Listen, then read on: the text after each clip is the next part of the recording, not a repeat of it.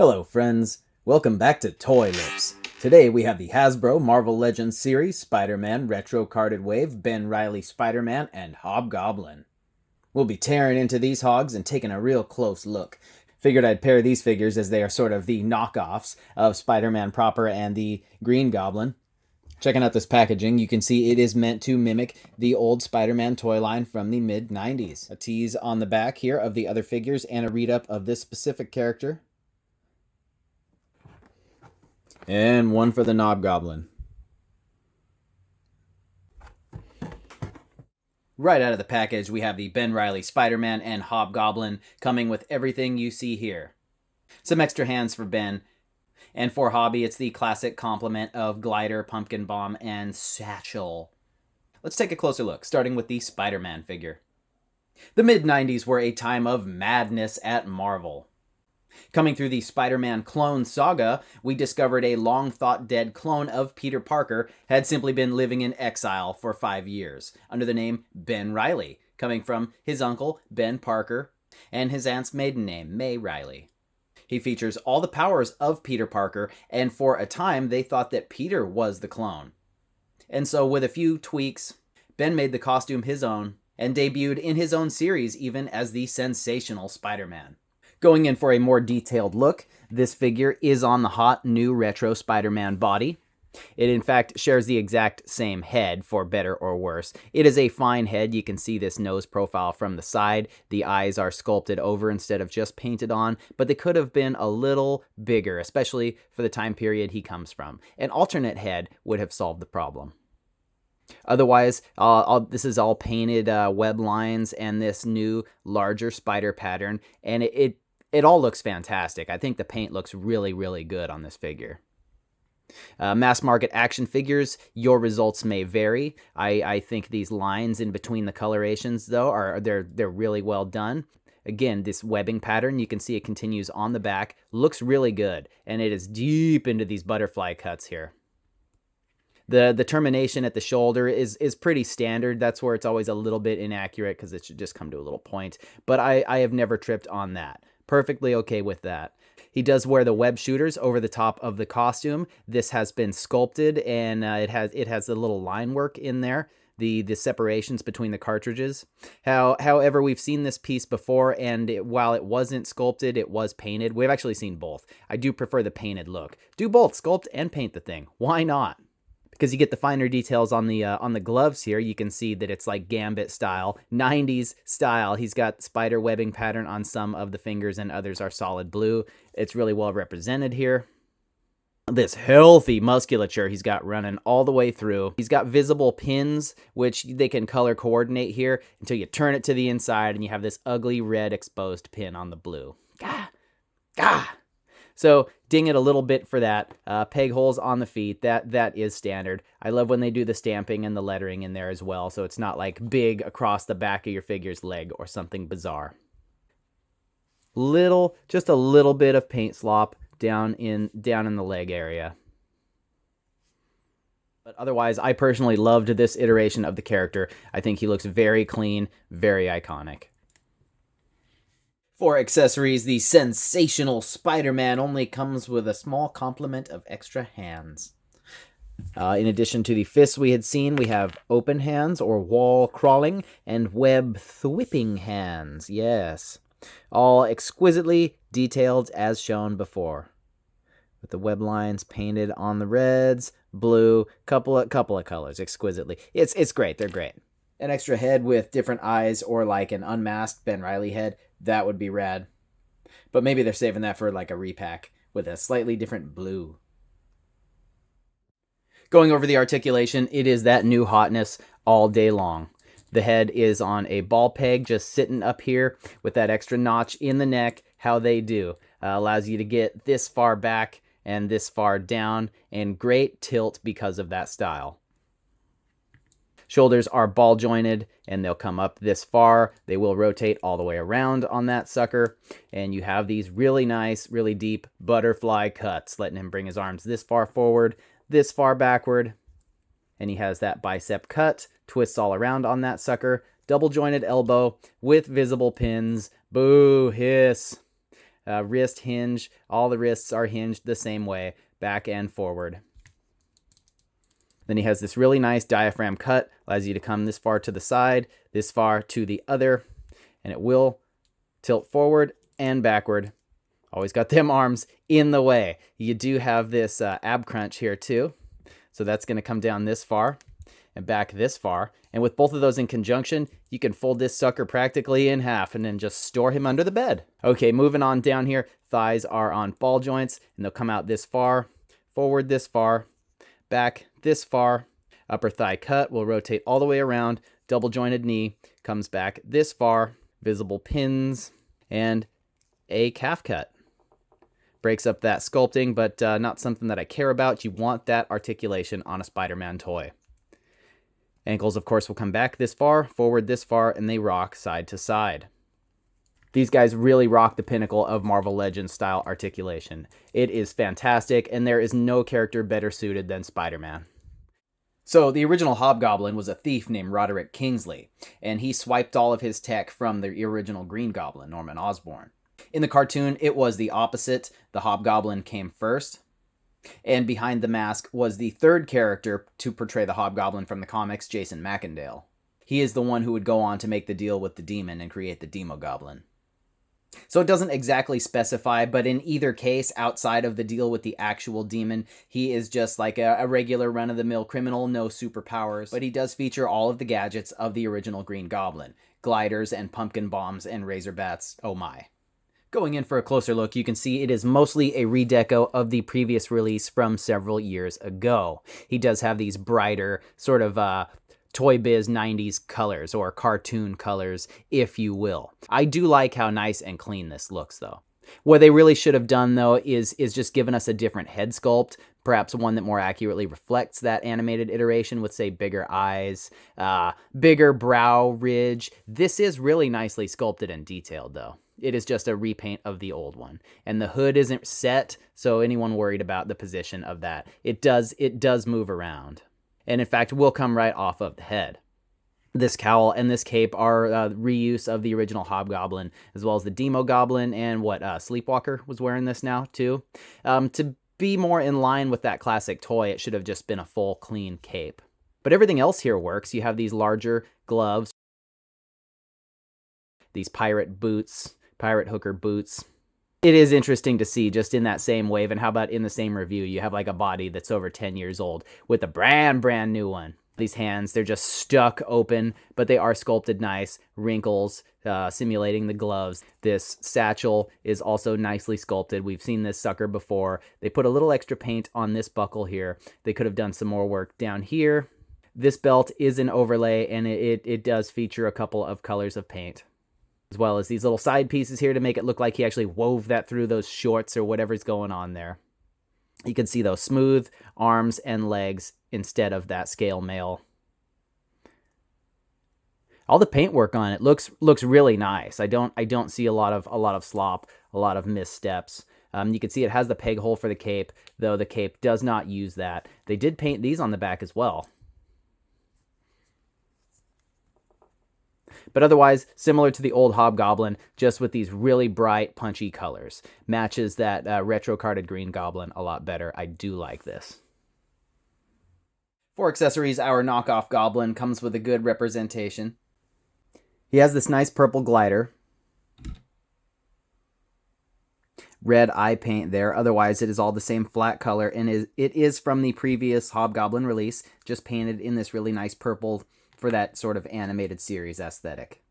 Or classic toy. I'm more into the idea that these are just they're based on the classic toy line, not necessarily the cartoon. See the X-Men animated series figures. They'll just do that again with these Spider-Man ones. Give it a year or two. He also comes with a pumpkin bomb. All the Goblin characters do, and they're always painted just slightly, in a slightly different way. This one is like a translucent orange with a little paint there on the face. Jack-o'-lantern, and this little green stem, flame, whatever happening on top. You know what would be sweet is if you got like several like 3 of them. Enough to make like a pile of pumpkin bombs or something cool. He comes with the satchel as a separate piece, so you could count that. I mean, it's really nicely sculpted. The detail on that is great. Maybe an extra color, buckle, strap, whatever. Okay, yeah, no, they did paint some silver on this buckle here. Some extra hands just for display would be cool. And, you know, for bonus points, you could throw in like some razor bats, but a glider and a pumpkin bomb, and that's what you want to see with a goblin. You set that up, man, and you're dialed. And now you're twisting on the goblin. Dun, dun. And this fella is a relic on this crusty old frame, and we'll just for fun kind of peel him apart as we go. You're peeling me like a grape, brother. Just comes off, exposing his terrifying head. I think if you can get it over his manly chin here, you'll be in good shape. Yeah, now it's just a man in his sweet purple purse. Getting it. That's pretty loose. That comes all the way down, too. And why not? It's a party. Look at that, too. Isn't that fun? Real toothy fella. But you can see here, old school neck hinge coming back like such and down like such. Not much, you know, a surprising amount of tilt. I guess because it's mounted kind of high. Look at all that clearance. This frame has been in service for a great many years. Ball jointed shoulders. They will come up and they'll spin all the way around. Bicep cut. Visible pins, double jointed elbow, restricted by this fatty welder's glove. Wrists are hinged, same way on both wrists. Ab crunch, forward this far, back this far, waist twist. You can push the belt around to sort of hide that. You guys know what this thing's all about. Ball jointed hips, they'll come out this far and forward this far, back this far. Upper thigh cut, double jointed knee, boot cut with actual boot. Ankles, back this far, forward this far. And good old rocker. Haunt your dreams. Can we put a hat on him or something?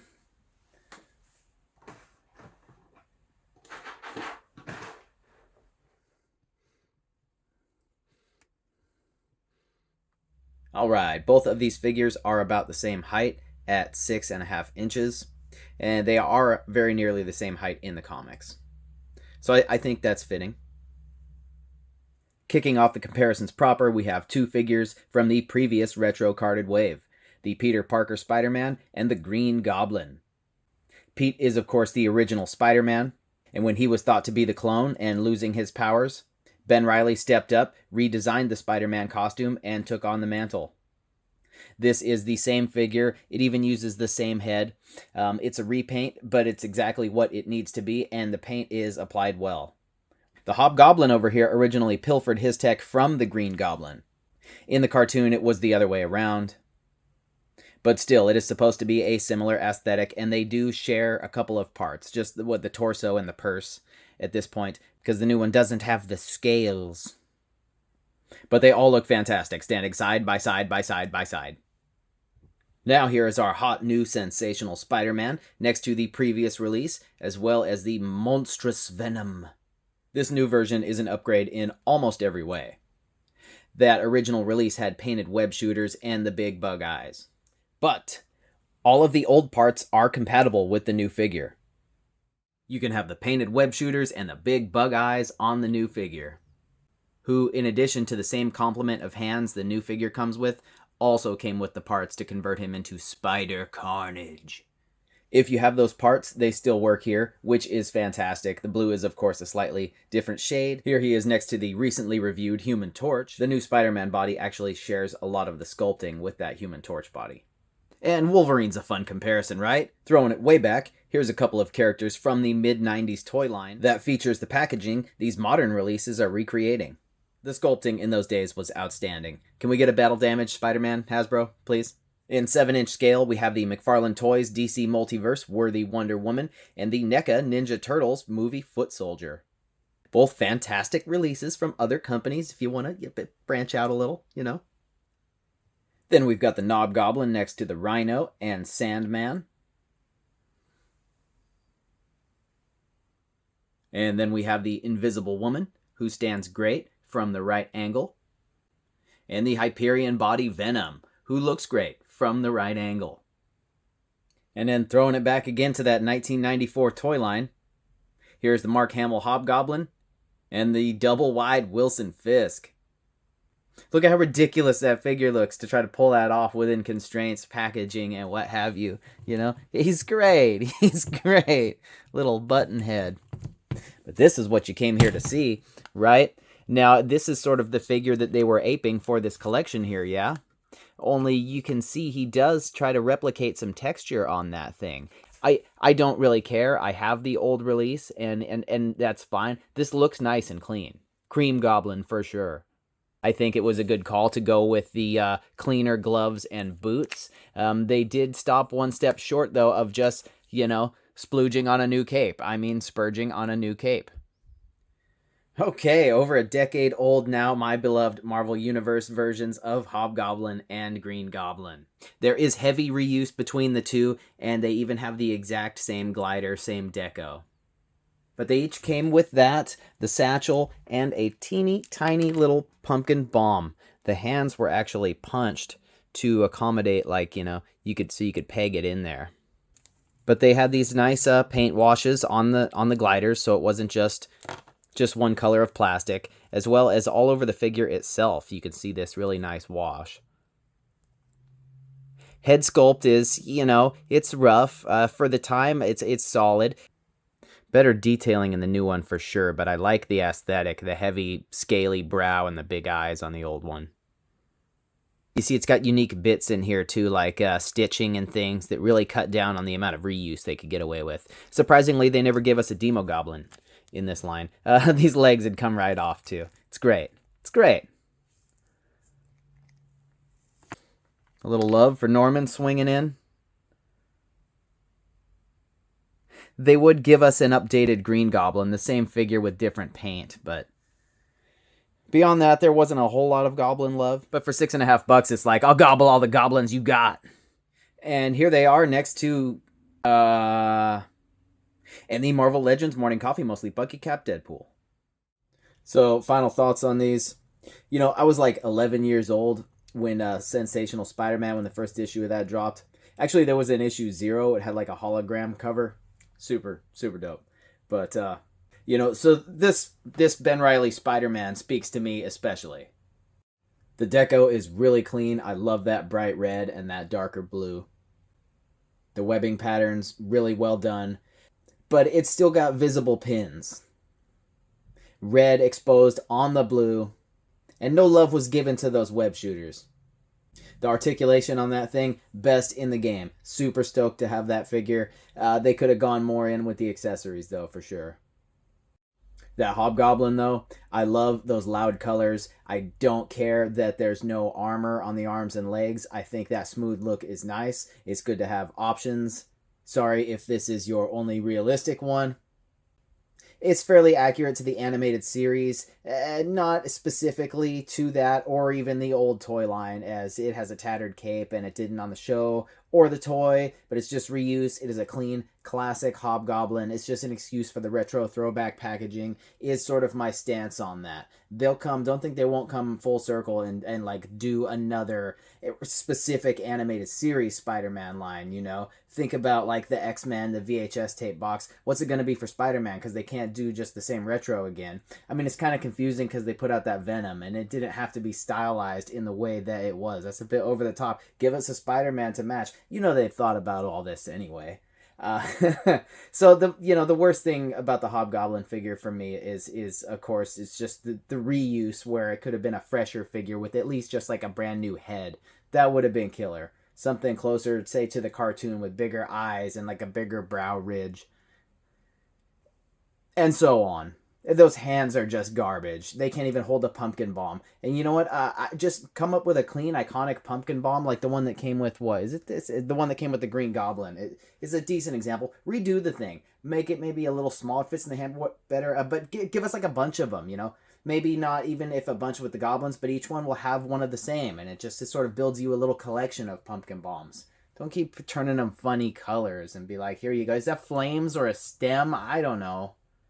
The glider's all wrong, you know? It has that nice head on it, but they could have painted Green Goblin's glider purple and done better with the shape there. But you know what? You want to find that old Toy Biz huge glider, man, for this guy. I think that would be great. That would be great. And maybe find Mark Hamill to do like a reading for my toy. Mark Hamill deserves a better toy than that. Again, I'm not beholden to that idea that it is an animated series 1. It's just, what would you do if you wanted to make like throwback retro carded toys like that for Spider-Man? And it ties in with the animated series. There's just no avoiding that. They're great figures. Wherever that, the inspiration for this particular Hobgoblin comes from, I think it looks nice. I like that. He's going up on the shelf. He sits better with that Green Goblin and all of that. So he gets a 3.5 out of 5. Spider-Man gets a 5. You couldn't do that better without Pinless. 4.8. 4.8. It's a great figure.